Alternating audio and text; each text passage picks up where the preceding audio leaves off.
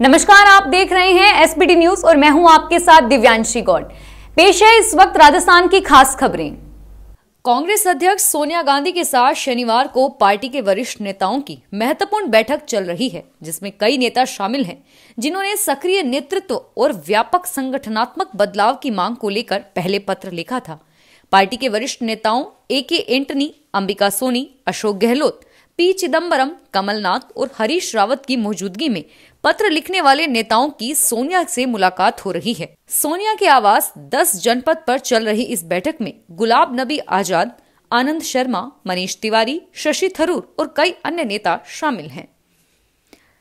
Rajasthan high court के जोधपुर मुख्य पीठ व जयपुर पीठ में इस साल की अंतिम सुनवाई शुक्रवार को हुई और अब हाई कोर्ट में केसों की सुनवाई 16 दिन बाद नए साल में 4 जनवरी से ही शुरू होगी। ऐसा इसलिए है क्योंकि हाई कोर्ट में 21 से लेकर 31 दिसंबर तक शीतकालीन अवकाश रहेगा और वहीं 19 को शनिवार व 20 दिसंबर को रविवार होने के कारण अदालत में अवकाश रहेगा। और वहीं इस दौरान शीतकालीन अवकाश के 31 दिसंबर के बाद हाई कोर्ट में 1 जनवरी को नए साल का और 2 जनवरी को शनिवार व 3 जनवरी को रविवार होने के चलते अवकाश रहेगा। ऐसे में हाई कोर्ट में न्यायिक कार्य 4 जनवरी से ही शुरू हो पाएंगे। आरएएस भर्ती की अटकने के बाद एक दिन बाद ही अब 2.5 साल पहले शुरू हुई पूर्व प्राथमिक शिक्षक भर्ती भी अटक गई है। महिला बाल विकास विभाग ने अभी तक इस भर्ती के लिए पाठ्यक्रमों की समकक्षता ही तय नहीं कर पाया है। यह स्थिति तो तब है जब इस भर्ती में 504 अभ्यर्थियों का अंतिम चयन कर लिया गया और अब दूसरे चरण के दस्तावेज सत्यापन के बीच महिला बाल विकास विभाग ने शिक्षा विभाग को पत्र लिखकर इस भर्ती के लिए पाठ्यक्रमों की समकक्षता निर्धारण पर स्थिति स्पष्ट करने को कहा है।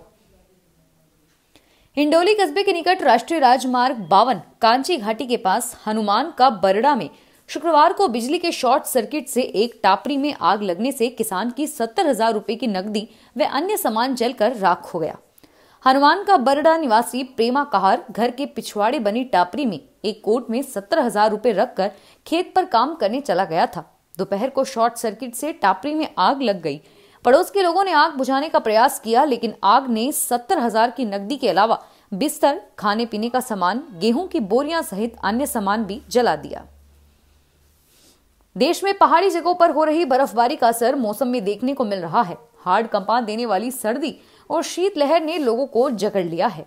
प्रदेश में कई जगह शिमला से भी ज्यादा ठंडी देखने को मिल रही है। माउंट आबू में पारा जहां जमाव बिंदु माइनस में दर्ज किया जा रहा है, वहीं अब चूरू, जोबनेर, फतेहपुर में पारा माइनस में दर्ज हो चुका है। बीती रात को भी फतेहपुर, माउंट आबू और चूरू में पारा माइनस में दर्ज किया गया। शनिवार को भी कोटा, श्रीगंगानगर, सीकर, माउंट आबू और जयपुर में शीतलहर के साथ ही तेज सर्दी देखने को मिल रही है। राजधानी जयपुर का मौसम आज सुबह साफ रहा। जोधपुर के गुड़ा विश्नोइन गांव में आबकारी विभाग की टीम छापेमारी के दौरान एक मकान में गायों के बाड़े में बने तहखाने को देख चौंक उठी। बाड़े में जमीन के भीतर ट्रैक्टर के टैंकर को दबाकर मजबूत तहखाना बनाया गया था और इस गुप्त तहखाने में 42 कार्टन शराब बरामद हुई है। जिला आबकारी अधिकारी उदय भानु ने बताया कि गुड़ा विश्नोइन गांव की जांगो की ढानी में रहने वाले हुक्माराम विश्नोई के यहाँ अवैध शराब के कारोबार की जानकारी मिली थी और इस पर एक टीम ने मकान पर दबिश दी। इस दौरान गायों के बाड़े में ज्यादा साफ सफाई दिखी तो टीम को शक हुआ और इसके बाद वहां खुदाई की गई और अंदर एक तहखाना दिखा। इसके अंदर अवैध शराब भरी हुई थी।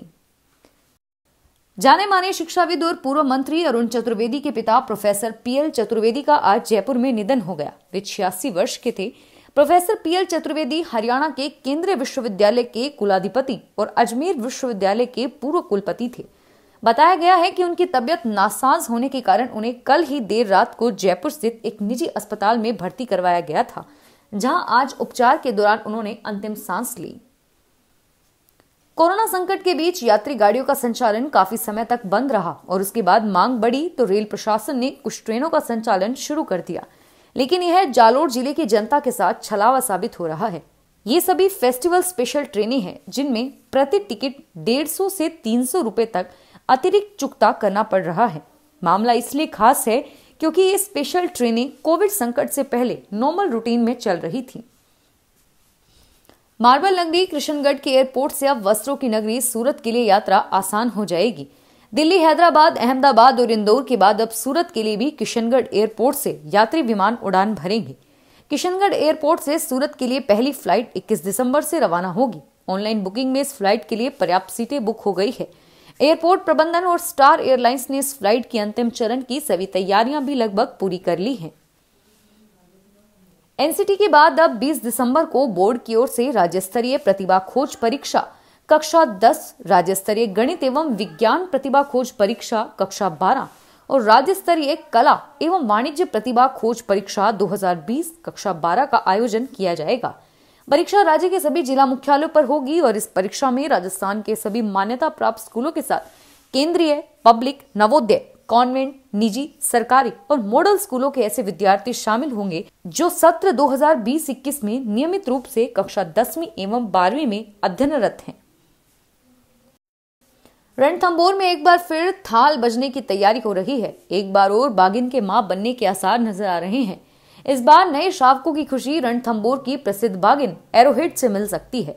वन्यजीव विशेषज्ञों एवं रोजाना जंगल जाने वाले नेचर गाइडों की माने तो बाघिन एरोहेड की शारीरिक संरचना में बदलाव नजर आ रहा है और ऐसे में जल्द ही बाघिन के नए शावकों को जन्म देने के प्रयास लगाए जा रहे हैं। शुक्रवार को भी बाघिन की साइटिंग जोन नंबर 3 इलाके में हुई। सीएम अशोक गहलोत ने सरकार के 2 वर्ष पूरे होने पर आयोजित मुख्य समारोह में कहा कि कांग्रेस ने 5 साल के लिए पहले जनता से 501 वादे किए थे और मात्र 2 साल में उनमें से 251 वादे पूरे कर दिए गए हैं। 80,000 से अधिक भर्तियां निकालकर लोगों को रोजगार दिया है, जबकि पिछली भाजपा सरकार ने भर्तियां कोर्ट में अटका कर चली गई थी। गहलोत ने कहा कि राजस्थान में कांग्रेस सरकार ने सभी वर्गों, विपक्षी दलों और धर्म गुरुओं, एनजीओ और जनता के सहयोग से कोविड की चुनौती का सामना किया है। कोविड-19 के बावजूद जनता से किए गए वादों में 50% वादे हम पूरे कर चुके हैं और आज भी हमने 1374 कामों का शुभारंभ किया है। मुख्यमंत्री अशोक गहलोत ने देश की अर्थव्यवस्था को लेकर चिंता जताई और कहा कि जीएसटी से राज्यों को उनका हिस्सा नहीं मिल पा रहा है। फिलहाल इस बुलेटिन में इतना ही और फिर हाजिर होंगे तमाम बड़ी खबरों के साथ। अजमेर के इंजीनियरिंग कॉलेज बड़लिया में बीई बीटेक प्रथम वर्ष की सीट पर सीधे प्रवेश जारी है। विद्यार्थी 31 दिसंबर तक ऑनलाइन पंजीयन आवेदन कर सकेंगे। प्राचार्य डॉक्टर उमाशंकर मोदानी ने बताया कि बीई और बीटेक की सीट पर सीधे प्रवेश जारी है। विद्यार्थी ऑनलाइन पंजीयन आवेदन कर सकेंगे। प्रक्रिया के तहत आंतरिक स्लाइडिंग परिणाम जारी होगा।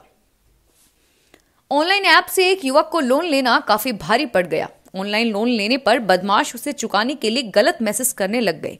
रिश्तेदारों और दोस्तों को कॉल कर अश्लील बातें कहने लगे। परेशान होकर उसने उद्योगनगर थाने में मामला दर्ज कराया है। मनोज कुमावत निवासी सीकर ने यह मामला दर्ज कराया है। राजस्थान लोक सेवा आयोग ने पुस्तकालय अध्यक्ष द्वितीय श्रेणी के पदों की साक्षात्कार तिथियां जारी कर दी है। संयुक्त सचिव नीतू यादव ने बताया कि पुस्तकालय अध्यक्ष द्वितीय श्रेणी के विभिन्न पदों के लिए आयोजित परीक्षा में उत्तीर्ण अभ्यर्थियों के साक्षात्कार 5 से 7 जनवरी 2021 तक करवाए जाएंगे। साक्षात्कार के दौरान अभ्यर्थियों को सभी मूल दस्तावेज और फोटोकॉपी साथ लानी होगी। साक्षात्कार पत्र जल्द ही अपलोड किए जाएंगे। अभ्यर्थियों को कोविड-19 से जुड़े नियमों की पालना करनी जरूरी होगी। इसी प्रकार की नई खबरों से जुड़े रहने के लिए अगर आपने हमारा चैनल एसबीटी न्यूज सब्सक्राइब नहीं किया है तो जल्दी से जल्द इसे सब्सक्राइब करें और जुड़े रहिए इसी प्रकार की तमाम बड़ी खबरों से। नई नोटिफिकेशन पाने के लिए बेल आइकन को प्रेस करना ना भूलें। धन्यवाद।